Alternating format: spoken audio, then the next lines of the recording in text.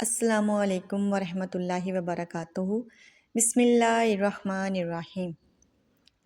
حضرت عبداللہ بن حرام رضی اللہ عنہ کہتے ہیں کہ نبی کریم صلی اللہ علیہ وآلہ وسلم نے فرمایا کہ جو شخص دسترخوان پر گرے ہوئے ٹکڑوں کو تلاش کر کے کھائے گا، اللہ تعالیٰ اس کی مغفرت فرما دے گا۔ سبحان اللہ۔ رمضان المبارک میں 3 سیکنڈ کا وظیفہ: لا الہ الا اللہ وحدہ لا شریک لہ احد الصمد لم یلد ولم یولد ولم یکن لہ کفوا احد۔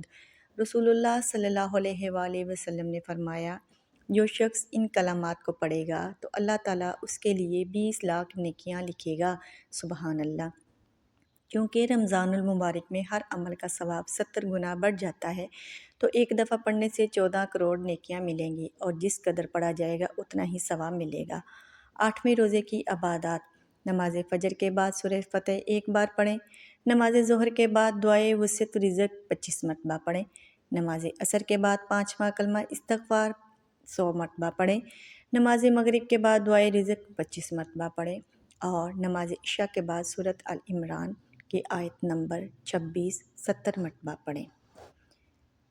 اے ساری کائنات کے شہنشاہ، اے ساری مخلوق کے پالنے والے، اے زندگی موت کا فیصلہ کرنے والے، اے آسمانوں اور زمینوں کے مالک، اے عزت اور ذلت کے مالک، اے بیماروں کو شفا دینے والے، اے اللہ ہم تیرے گناہ گار بندے ہیں، تیرے خطا کار بندے ہیں، ہمارے گناہوں کو معاف فرما، اے ہماری خطاؤں کو معاف فرما۔ اے اللہ ہم اپنے اگلے پچھلے صغیرہ کبیرہ سبھی گناہوں کی معافی مانگتے ہیں۔